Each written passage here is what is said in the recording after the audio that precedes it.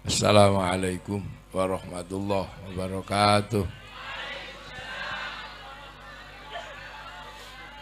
Bismillahirrahmanirrahim. Bismillah, alhamdulillah, wassalatu wassalamu ala rasulillah Sayyidina Muhammad ibn Abdillah wa ala alihi wa ashabihi wa azwajihi wa dhurriyyatihi wa ahli baitihi wa man tabi'ahum bi ihsan ila yaumil qiyamah. Para alim, para ulama, para kiai, jajaran pengurus Jamaah Nahdlatul Ulama cabang Bondowoso, Rais Syuriah, Kiai Asy'ari ingkang kula hormati, Buatan Vidya, ingkang kula hormati, sedaya Banom NU, ingkang kula hormati, yang kita hormati Bapak Bupati, yang alhamdulillah ini seorang kiai nyambi jadi bupati. Jadi aslinya kiai nyambi bupati. Tamu undangan yang saya hormati khususnya dari Surabaya yang mewakili Ibu Khofifah yang saya hormati, yang tadi bisa membahasakan Madura, bahasa Bhinneka Tunggal Ika, Beneneka Tunggalineka.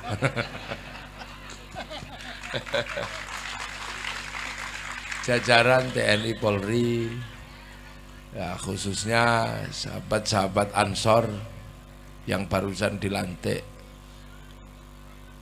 Jadi, saya doakan burung gelatik makan bawang, bukan iglu burung gelatik makan bubur.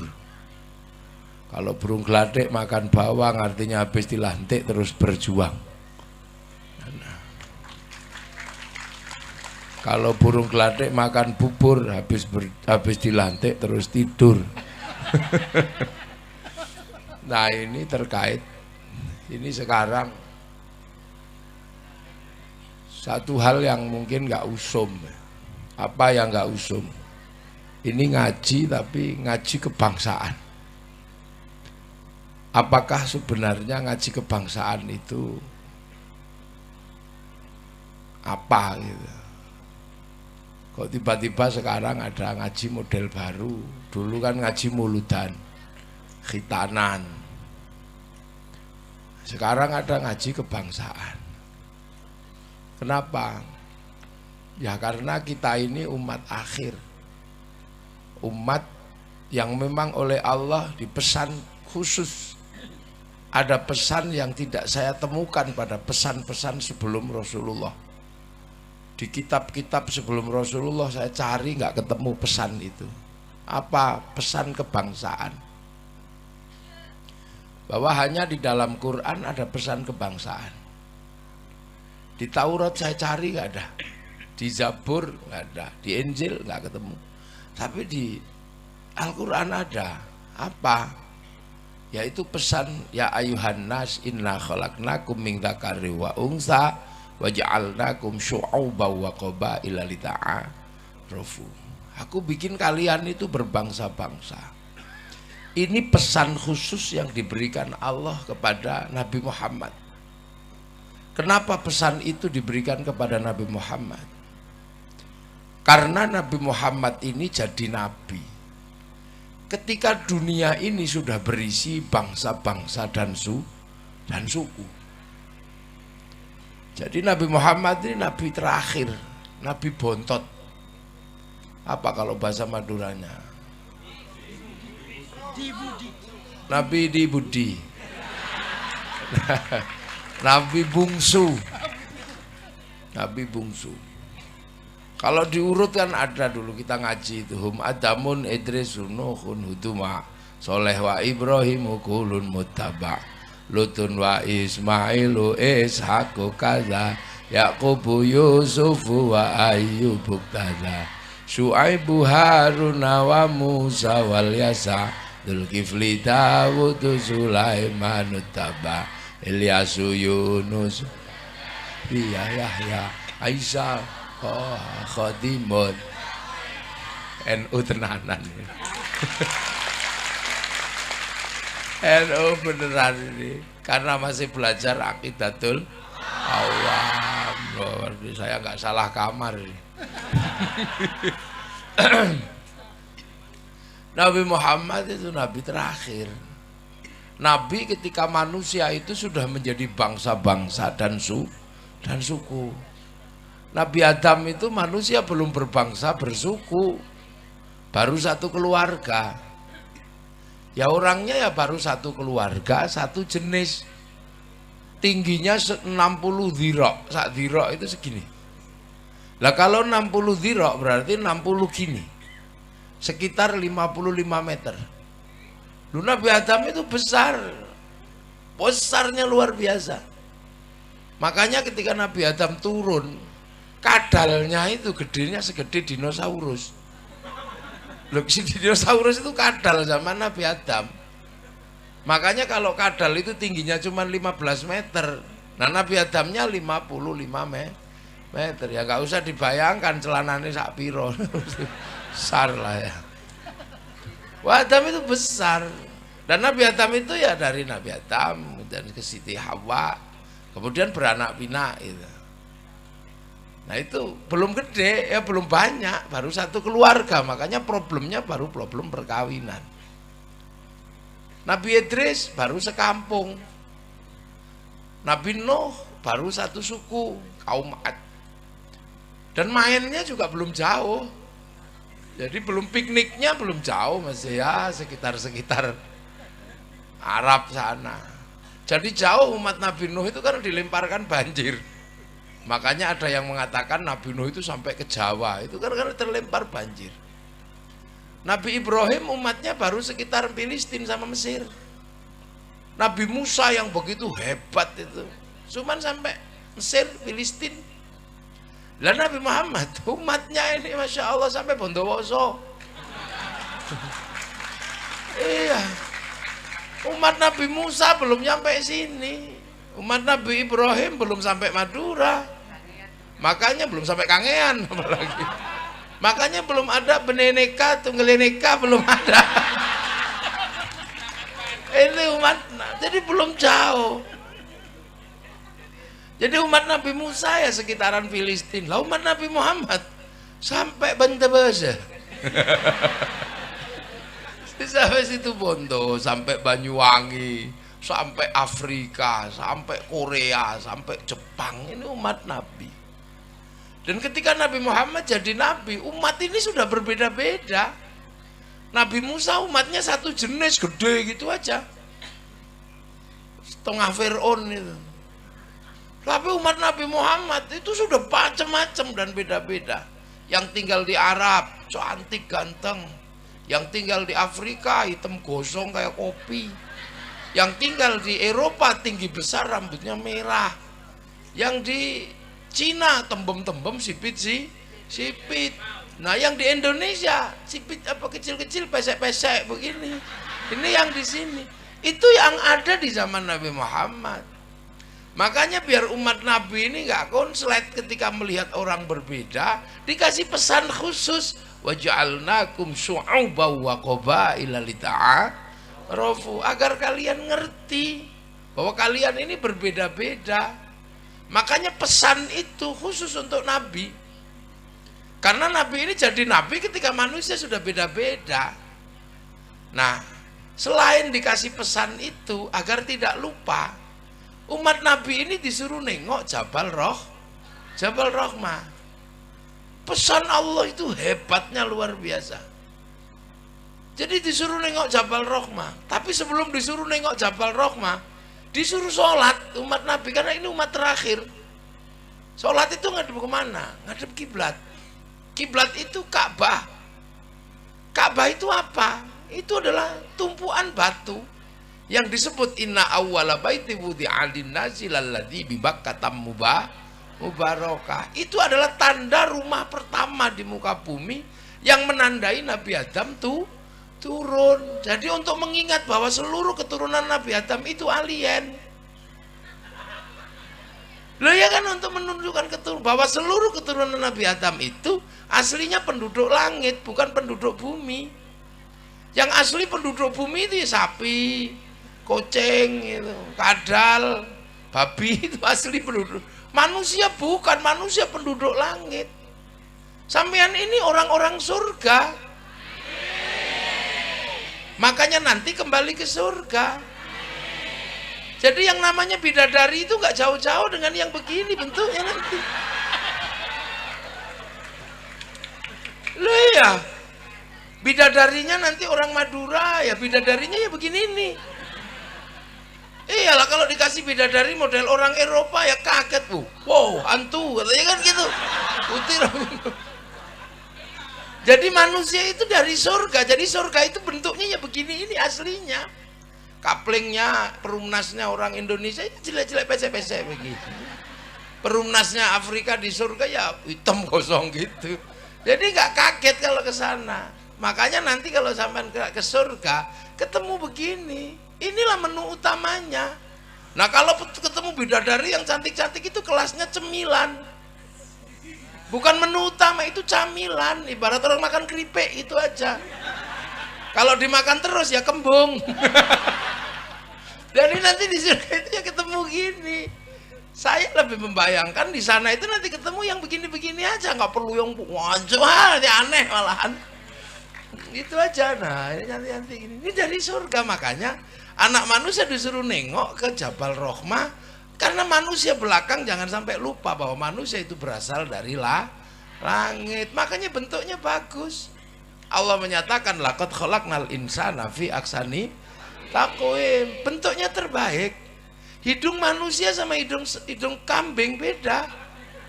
Hidung kambing ya begitu itu dari dulu. Ya ahsani taqwimnya ya manusia. Cuman ahsani taqwim Indonesia kan pesek-pesek begini. Ahsani taqwim Eropa ya tinggi besar, rambutnya merah.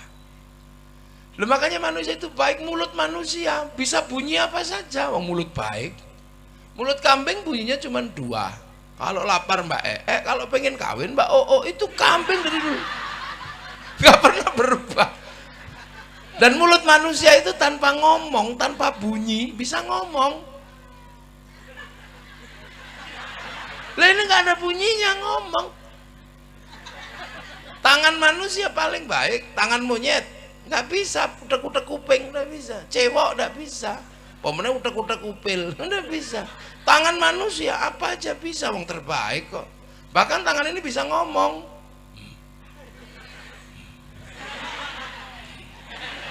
Pilpres kemarin, gue bisa ngomong. Ini terbaik.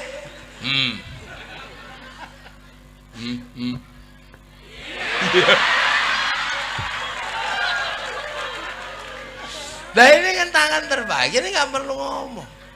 Manusia itu yang terbaik. Maka agar manusia tidak lupa kalau pulang ke langit, disuruh apa? Sholat ngadep kiblat. Titik pertama berturunnya manusia ke bumi.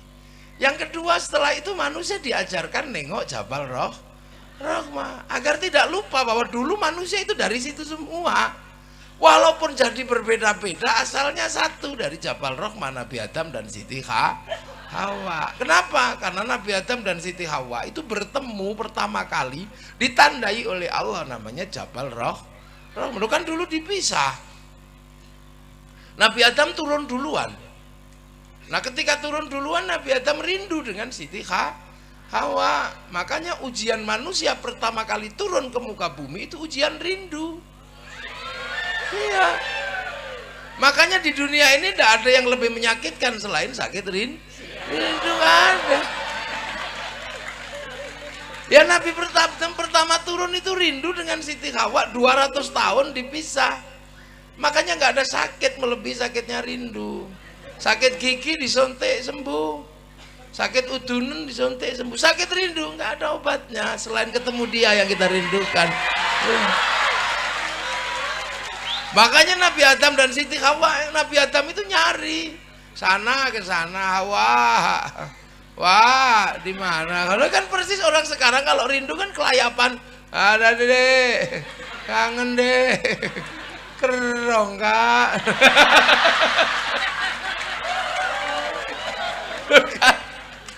Kan gitu kan rindu.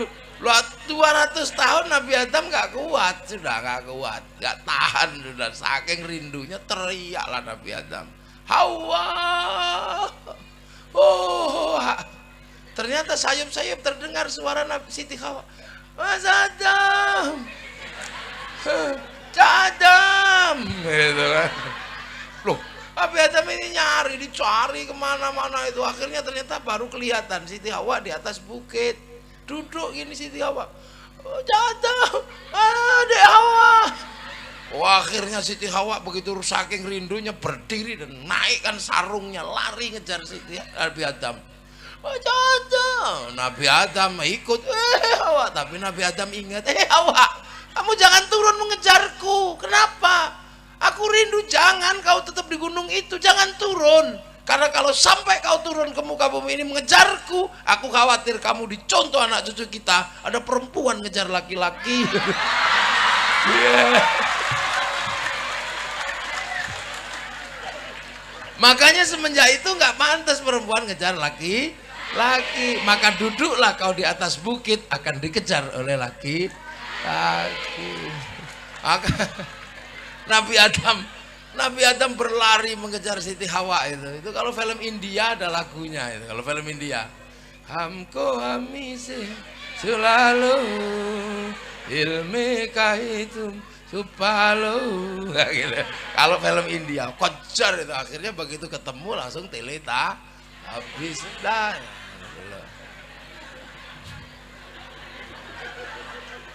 Loh, inilah cara anak milenial membayangkan pertemuan dua kekasih gitu. Nah, peristiwa itu nggak boleh dilupakan oleh anak cucu manusia, maka dikasihkanlah tanda besar namanya Jabal Rahmah. Jabal Rahmah itu tugu cinta Siti Hawa sama Nabi Adam. Maka kamu kalau sedang berjatuh cinta, bikinlah tugu-tugu cinta. Boleh foto berdua, atau makan bakso berdua, makanlah bakso berdua, tulang-tulangan. Tangan kirinya jangan lupa bawa pisau. Untuk apa? Mengukir nama kita berdua di mejanya tukang bakso.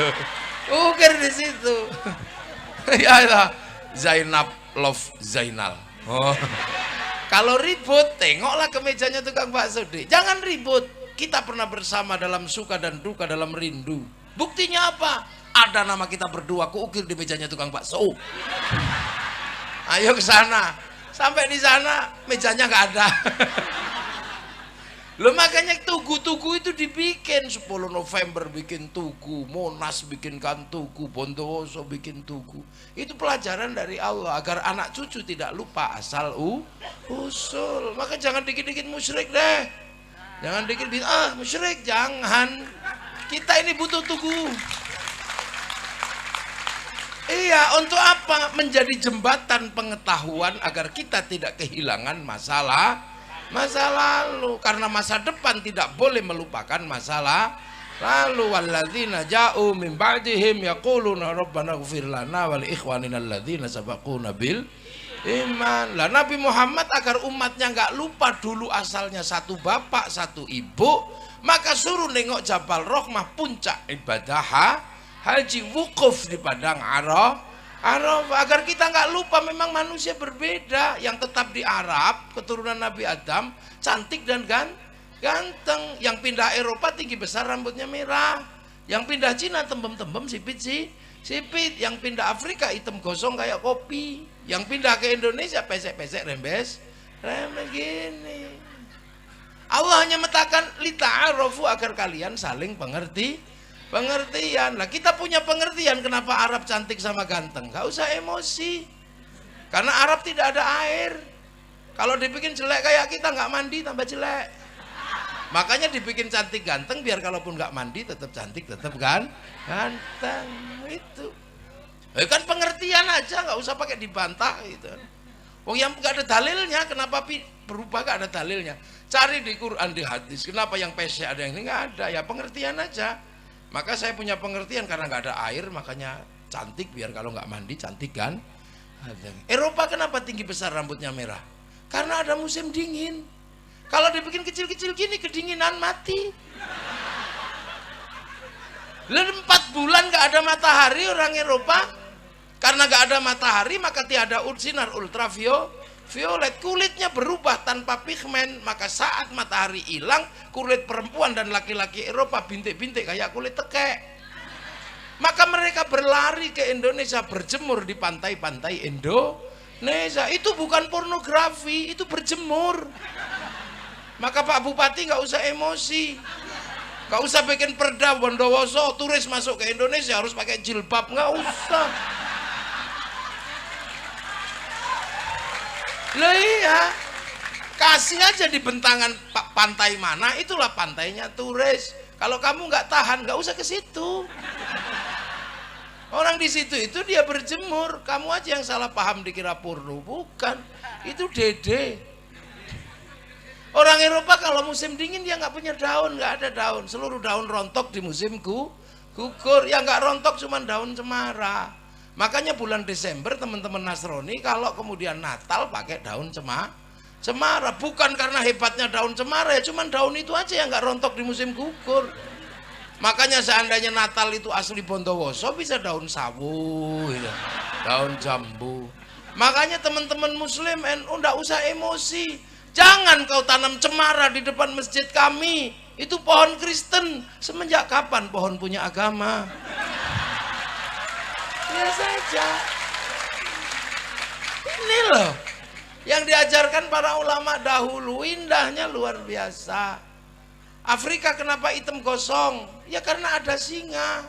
Kalau dibikin putih dikejar singa kelihatan.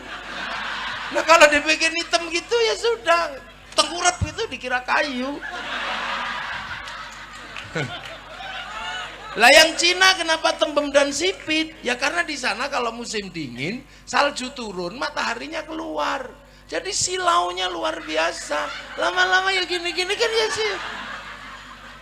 Nah yang dari Indonesia kenapa kecil-kecil dan minimalis? Padahal makanan paling banyak, protein paling banyak itu di Indonesia. Kenapa kita kecil-kecil? Itu urusan Allah dan nggak ada masalah.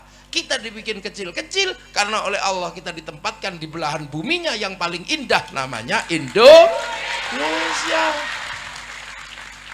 Nggak ada bumi seindah tempat kita, nggak ada. Sudah percaya sama saya. Saya ini kalau dalam zaman dulu Ibnu Battutoh saya ini. Pengembara. Belum seminggu saya keliling negara-negara Cina, dari Jepang keliling, dari Tiongkok keliling saya. Jadi saya hafal mulai dari Afrika yang paling ujung hafal. Nggak ada tempat seindah kita. Orang Arab itu mau nanam pohon butuh ratusan juta. Kita nanam pohon nggak sengaja. Ya kan? Makanlah kates, telan bijinya, pergilah ke ladang, lah di situ. Tunggu 6 bulan ada buahnya sudah. Di negeri kita. Loh, ini perbandingan. Orang Eropa kalau musim dingin nggak punya ikan karena seluruh airnya mengering jadi beku. Lah kita nggak pernah kehilangan ikan. Makanya orang Eropa kalau musim panas mengawetkan ikan namanya sarden. Makanya kita ngapain ikut-ikut makan sarden? Wong setiap hari kita dapat ikan segar dari sungai atau dari laut. Kalau dapat ikan nggak dapat ya kodok-kodok dapat. Itu Indonesia, nggak ada negeri seindah kita. Orang Eropa itu kalau musim dingin nggak makan daging mati, maka susu dikeraskan menjadi keju, dibusukkan menjadi yogurt. Kita ini seumur-umur makan kobes hidup. Mana ada negeri seindah kita. Musim dingin orang Eropa butuh energi yang sangat banyak, minyak yang sangat banyak untuk memanaskan negeri dengan menggunakan listrik. Musim panas mendinginkan negeri dengan listrik. Makanya berebut energi, perang di seluruh negara di dunia didalangi oleh orang-orang Eropa karena mereka berebut energi, butuh AC. Kita nggak butuh, kita nggak panas, nggak dingin, maka teknologinya bukan AC, sarung. Iya, kalau kepanasan kebut-kebut pakai sarung, kedinginan kemulan sarung, guru udah selesai. Nggak ada negeri indah kayak kita. Loh, mana ada negeri seindah negeri kita? Nggak ada. Ini negeri surga. Makanya dulu orang Yunani mencari tanah kita, karena mereka punya kabar ada Atlantis yang hilang atau tanah surga. Tanah surga itu air tidak pernah berhenti mengalir, daun tidak pernah rontok, hawa tidak panas dan tidak dingin, dan matahari tidak pernah ingkar janji, pagi terbit sore terbenam. Itu tidak ada di Eropa, kehilangan matahari 4 bulan, daun rontok, palok dingin-dinginnya luar biasa. Maka Bartholomeus melakukan perjalanan mencari tanah surga. 20 tahun dia pulang menemukan kawasan namanya Argir atau Jabadiu. Itulah kawasan yang kemudian oleh orang Yunani mau dijadikan tempat pindah penduduknya. Padahal Yunani sudah negara terbaik, punya Tuhan namanya Zeus. Zeus punya istri namanya Hera. Menikahlah dua Tuhan laki-laki dan Tuhan perempuan ini.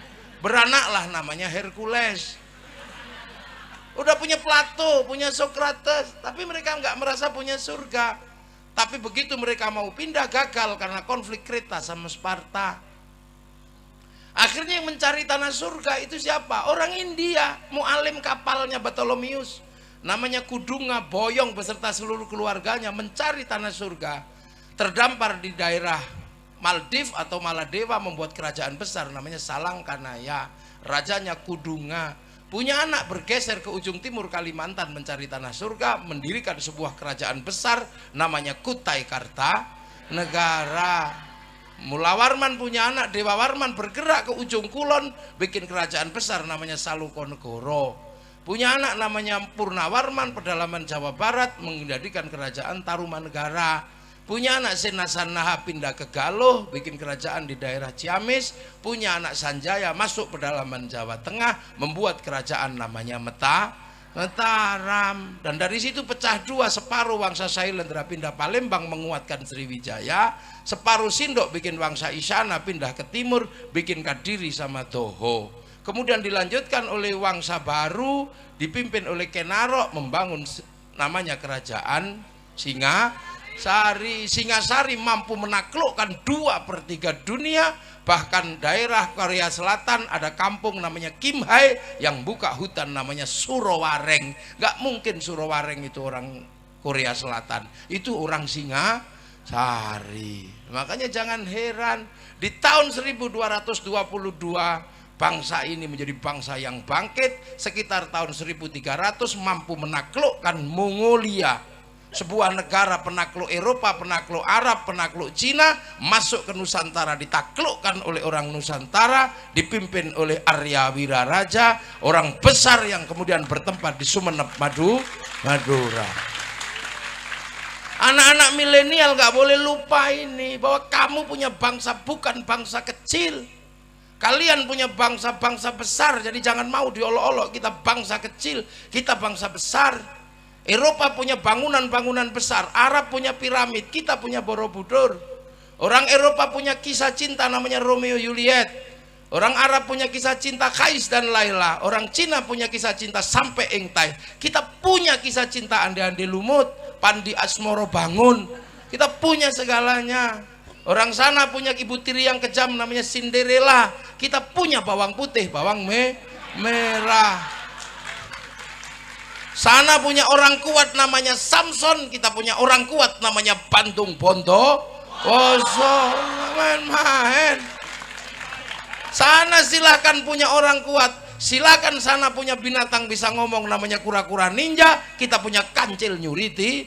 Timun sama aja, apa bedanya? Bedanya lengkap bangsa ini. Orang Arab silakan punya alat musik namanya terbang, terbuat dari kayu dan kulit. Orang Eropa silahkan punya alat musik namanya gitar, terbuat dari kayu dan tali. Tapi bangsa kita punya alat musik namanya gamelan, terbuat dari logam. Hanya bangsa yang menguasai ilmu pertambangan yang maju dan penguasaan metalurgi yang mapan mampu membuat alat musik dari logam. Itu bangsamu, jangan mau dibohongi. Kita ini bangsa kecil, kita bangsa besar. Kita mampu menaklukkan Mongolia. Bahkan kita mampu bersatu. Hari ini seluruh dunia sedang terkagum-kagum dengan Indonesia. Kenapa? Arab satu bangsa pecah menjadi puluhan negara, Eropa satu bangsa pecah puluhan negara, tapi kita puluhan bangsa mampu bersatu dalam satu negara, kesatuan Republik Indonesia. Terus sekarang kita diceritakan bangsa jelek, bangsa tempe. Kamu jangan percaya itu. Mereka-mereka ini sedang melemahkan mental kita. Agar apa? Kita benci dengan bangsa kita sendiri. Kalau sudah benci dengan bangsa kita sendiri, kalau bangsa sakit cari obatnya dari luar. Kita sedang meriang, cuman meriang gitu aja. Kita tidak sedang stroke, jadi tidak perlu ganti kekuasaan. Nggak perlu mengambil Hizbut Tahrir dari Filistin. Nggak perlu.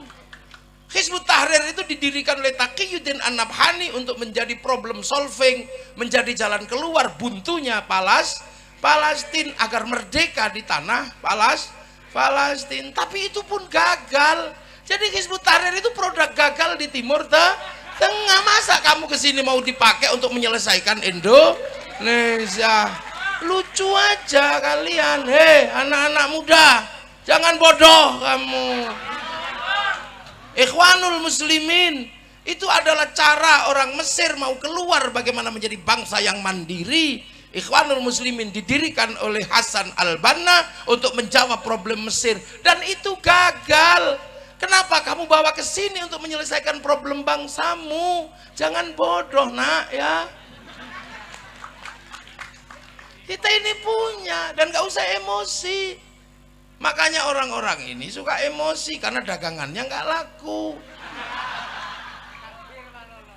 Iya, daging nggak laku. Baru teriak bendera inilah yang benar, bendera tauhid. Ini bendera Rasul, la ilaha illallah. Terserah kamu katakan itu. Saya tidak mengenal itu sebagai bendera tauhid. Saya mengenal itu benderanya Hizbut Tahrir. Itu bukan bendera tauhid. Kalau itu bendera tauhid, Kiai Hasyim Asy'ari pasti mengajarkan itu bendera tauhid. Yai Hasyim nggak pernah mengajarkan itu. Yai Dahlan tidak pernah mengajarkan itu. Ki Bagus Hadikusumo tidak pernah mengajarkan itu. Hanya kamu yang kemarin sore mengajarkan itu. Kamu nggak usah emosi kalau kami nggak mau nerima benderamu. Kamu kalau anti bendera tauhid, kamu anti la ilaha illallah. Enggak. Kami setiap hari tahlilan pakai la ilaha illallah. Kamilah yang paling sering menyebut la ilaha illallah, karena itu adalah cara zikir kami. Afdhal dzikri fa'lam annahu la ilaha illallah. Sudah kita lakukan setiap hari. Maka jangan emosi kalau kamu anti bendera ini, kamu anti la ilaha illallah. Enggak nak, enggak. Aku anti bendera PKI Palu Arit. Aku enggak suka, tapi kalau kami ke sawah tetap pakai arit, pergi nukang tetap pakai palu. Kenapa kamu ribut? Nah ini kita menjadi bangsa besar, makanya bangsa ini semuanya ada. Gak usah ribut. Kita dari segala sisi maju. Dari kalimat-kalimat yang kita punya, ini maju. Ya, di Arab sana orang tidur disebut naum, di Inggris disebut sleep. Di sini Bondowoso ada yang disebut sare, ada yang disebut tilem, ada yang disebut bobo. Ketedung, oh ada tedung, ada yang namanya tedung. Nah di bawahnya itu udah macam-macam pangkatnya, ada micek, ada batang. Lengkap, kita punya segalanya. Makanya, dan kemudian bangsa ini menyelesaikan problem terbesarnya adalah problem pertemuan antar Tuhan waktu itu. Jadi konflik antar Tuhan terbesar itu ada di Nusantara tahun 820 antara Wangsa Shailendra yang beragama Buddha dan Wangsa Sanjaya yang beragama Hindu. Perang besar di Jawa Tengah sana, sampai akhirnya raja Hindu yang namanya Panukuh nggak mau jadi raja, takut perang sama raja Buddha namanya Garung. Tapi raja Buddha kerasnya luar biasa, setiap ketemu orang Hindu dibunuh.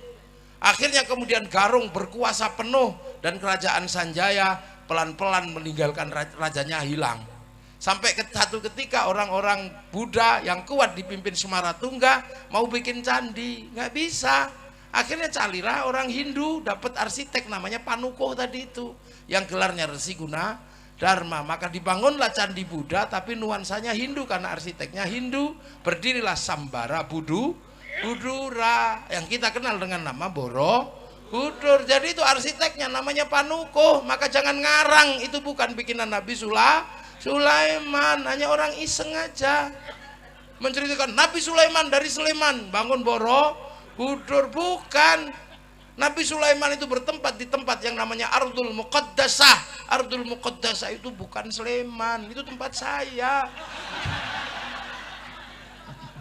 Ini dan ini bukan turunannya. Nah kan, Ratu Sabah bukan dari Wonosobo, bukan, itu buatan. Lah akhirnya berdiri Candi Buddha, nuansanya Hindu. Tiba-tiba anak Raja Buddha namanya Pramodawardhani jatuh cinta sama orang Hindu si Panukuh itu. Terpaksalah dinikahkan antara anak Buddha sama anak Hindu. Maka kemudian kerajaan Buddha dikuasai oleh orang Hindu namanya Panukuh, bergelar Rakai Pikatan. Akhirnya rukun Hindu Buddha. Makanya kalian yang kemarin ribut 01, 02 jangan diteruskan. Jangan-jangan anakmu saling jatuh cinta, pusing kamu nanti. Udahlah, akhirnya rukun yang Hindu buatkan candi namanya Prambanan. Semenjak itu rukun bangsa ini. Balaputra Dewa pulang ke Palembang bangun Sriwijaya, nggak ribut agama, Sriwijaya jadi besar. Sindok ke timur nggak ribut agama, Sindok membangun Wangsa, Sindok jadi besar. Singasari jadi besar. Majapahit menguatkan kerukunan itu, saling jaga. Namanya Bhinneka Tunggal Ika, Bhinneka Tunggal Ika. Itu slogan besar agar apa? Tetap rukun. Semenjak itu saling jaga. Yang Hindu jaga Buddha, yang Buddha jaga Hindu. Jadi kalau hari ini ada banser jaga gereja, jangan salah paham, itulah warisan asli bangsa Indonesia. Yang pecalang jaga masjid di Bali, yang orang Kristen jaga masjid di New Zealand. Lo itu kok kalian sekarang aneh-aneh, lupa dengan akar bangsamu yang saling menjaga Bhinneka Tunggal Ika. Lo ini lo cara pandang kaum muslimin yang maju ke depan, dipersiapkan untuk menjadi umat masa depan, mengerti perbedaan bangsa. Dan hari ini ketemu semua antar bangsa, nggak usah cerewet kamu. Orang Jepang nggak datang ke sini hari ini, tapi Mac-nya datang. Orang Korea nggak datang, tapi Samsungnya datang. Kaum muslimin kalau mau pergi haji pasti cari orang Yahudi. Untuk urusan apa? Naik pesawat. Karena yang bisa bikin pesawat orang Yahudi. Pak Habibie suruh bikin pesawat gak jadi-jadi. Wong namanya tetuko, sing teko ra tuku-tuku, sing tuku ra teko loh. Ibu-ibu kalau mau cantik sekarang cari bedak kemana? Ke Perancis. Parfum dan bedaknya bagus. Kalau bentak Bondowoso nggak mau make karena beras ditumbuk pelonteng semua. Iya, kita setiap hari beli sesuatu butuh bank. Kenapa? Bank mengeluarkan uang. Bank bukan produksi KUD. Uang itu produksi bank. Bank itu puncaknya ada di Bank Devisa New York yang bertempat di Wall Street Amerika, punyanya Rothschild Rockefeller Yahudi yang dipakai untuk membangun bangsa Amerika, mengontrol dunia. Lu sekarang apa? Ayo, ini pengajian, mau bikin pengajian ini menjadi bagus, foto saya di print di belakang sama Pak Bupati. Printer memang buatan Bondowoso, printer buatan Jepang dan buatan Eropa. Hari ini ketemu semua antar bangsa, maka dibekali. Dari awal kita dibekali bahwa manusia ini berbeda bangsa. Laqad khalaqnal insana fi ahsani takwim. Kita ini aksani takwim Indonesia, bangsa Indonesia. Nggak usah kaget ketemu yang lain. Nah, ketemu semua. 20 tahun yang lalu saya mau lihat Afrika, itu saja mesti nunggu flora dan fauna. Kalau nggak ada flora dan fauna, kita nggak lihat Afrika. Seharian kita nunggu TVRI, nanti malam flora dan fauna. Mau lihat Afrika, baru lihat gajah Afrika. Sekarang orang nggak perlu nunggu, yang penting punya handphone. Ini aja nyawamu sekarang. Ini dengan sambil tidur kita bisa pergi ke Afrika, tinggal ngetik kucing Afrika keluar. Kalau mau iseng bokong India keluar di sini. Ini dunia duniamu nak, dunia milenial, dunia yang terlihat tidak butuh siapapun. Maka saya harus mengingatkan kamu bahwa ada masa lalu yang harus kamu ingat, biar kamu tidak menjadi bangsa yang terpisah, jadi manusia yang terpisah dari masa lalu. Karena milenial dunianya di sini. Bahkan rembulan sudah sekarang nggak kamu hiraukan lagi. Dulu rembulan bagi kami adalah jalan menuju tepi pantai. Ketika kami punya cinta, kita jalan menunggu purnama. Sekarang kamu dalam handphonemu ada senter. Nggak perlu lagi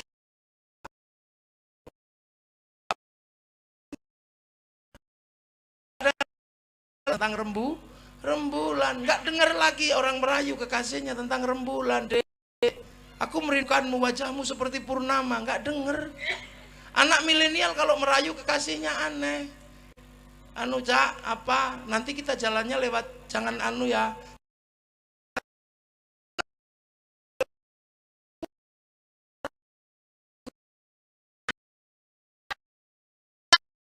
Kalau lewat selatan nggak mampu mengutarakan. Itu anak milenial, anak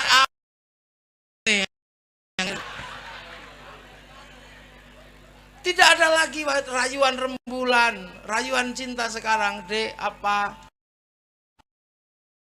Kenapa? Karena engkau mampu memenjarakan aku dalam hatimu.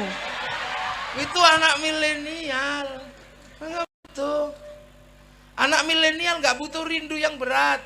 Santri milenial kalau kelahi, kalau dulu kami kelahi dipisah nggak ribut lagi, tapi anak milenial dipisah masih bisa olok-olok pakai WhatsApp, telek. Kalau dulu nggak bisa. Kami kalau dulu rindu sakit. Karena kami kalau rindu nggak punya jalan lain selain membayangkan. Iya, paling nggak kita bikin surat.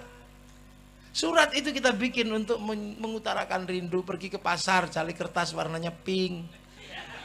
Iya, cari tinta warnanya biru. Jangan keliru merah, itu artinya putus.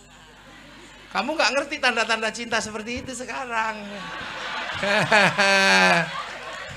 Milenial tidak mengerti itu. Kamu kalah sama saya. Iya, saya pernah mengalami masamu, kamu belum mengalami masa saya.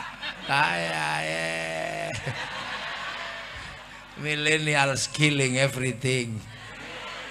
Udah ya, dulu kita cari baunya harus bau mawar, jangan sampai keliru bau melati kertasnya, karena bau melati itu bau jerangkong. Terus nulis, kenangan sambil cari inspirasi nih. Untukmu kekasihku di pondok pesantren. Adikku. Jadi kekasihku enggak, adikku tercinta di penjara suci, di holy prison. Entah kenapa semenjak kepergianmu ke pesantren, aku jarang bisa tidur sore. Selalu larut, bahkan seperti kopiku yang kadang larut. Aku merindukanmu setiap detak nafasku, dan setiap aku merindukanmu sakit rasanya. Sesak dada ini, bahkan sepertinya ada luka. Maka seperti penyair kau tusuk di sana, berdarah di sini. Itu dulu. Tanya ini Pak Bupati. Semua gitu. Tapi kekasihku, malam hari ini sudahlah. Aku paksakan untuk menulis sajak rindu untukmu. Karena aku yakin malam hari ini kau dan aku sedang duduk di bawah sinar rembulan yang sama. Ya, terus kita kirim gitu, nunggu Pak Pos, nggak datang. Sekarang Pak Posnya hilang. Udah nggak tahu Pak Pos itu. Pak Pos itu pakai Win biasanya. Motornya coklat kekuningan itu. Makanya ada lagu Pak Pos, ini lagumu Pak Pos. Ada, sekarang nggak ada Pak Pos. Milenial nggak mengenal itu, makanya kalau rindu dia nggak bisa berkata-kata. Anak milenial mudah emosi, tidak pinter meredam emosi. Karena apa? Karena setiap rindu langsung tumpah. Lagi ngapayang? Kangen dikit, aku kangen yang. Kangen dikit langsung melet ini. Dikirim dan kalimatnya nggak banyak, cuman mah.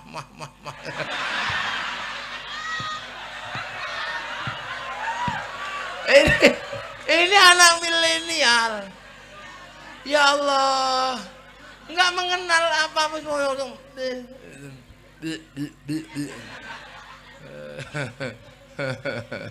Lah ini zamanmu, kami nggak tahu itu. Makanya anak-anak milenial ini harus dibikinkan jalan menuju ke titik paling awal. Dan Islam mengajarkan itu agar kamu tidak lupa bahwa dulu. Assalamualaikum warahmatullahi wabarakatuh. Selamat datang di channel Santri 017. Di sini saya mengajak Anda semua untuk menyelami kembali pengajian Gus Muwafiq yang penuh makna. Video ini tidak hanya menampilkan potongan ceramah beliau, tapi juga saya lengkapi dengan analisis dan pandangan pribadi. Ini adalah bentuk apresiasi dan upaya saya untuk menggali hikmah yang lebih dalam. Harus diakui, ceramah Gus Muwafiq selalu punya daya tarik. Selain ilmu yang beliau sampaikan, gaya bahasa yang sederhana dan humornya membuat kita betah. Menurut saya, humor adalah alat dakwah yang paling cerdas. Beliau mampu membuat ajaran Islam yang kadang terasa berat menjadi ringan, mudah dicerna, dan langsung menyentuh hati. Mari kita bedah lebih dalam bagaimana humor ini menjadi jembatan ilmu beliau. Ada beberapa poin penting dari pengajian Gus Muwafiq yang sangat berkesan bagi saya.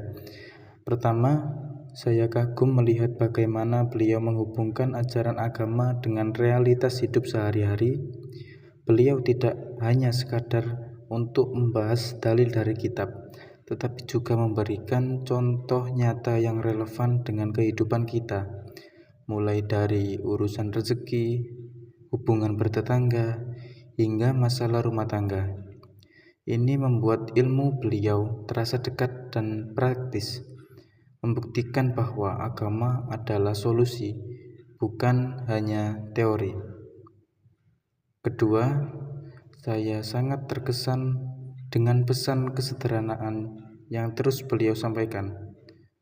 Di era serba digital yang penuh dengan pameran kekayaan, Gus Muwafiq mengingatkan bahwa kebahagiaan sejati datang dari hati yang tenang, bukan dari seberapa banyak harta yang kita miliki.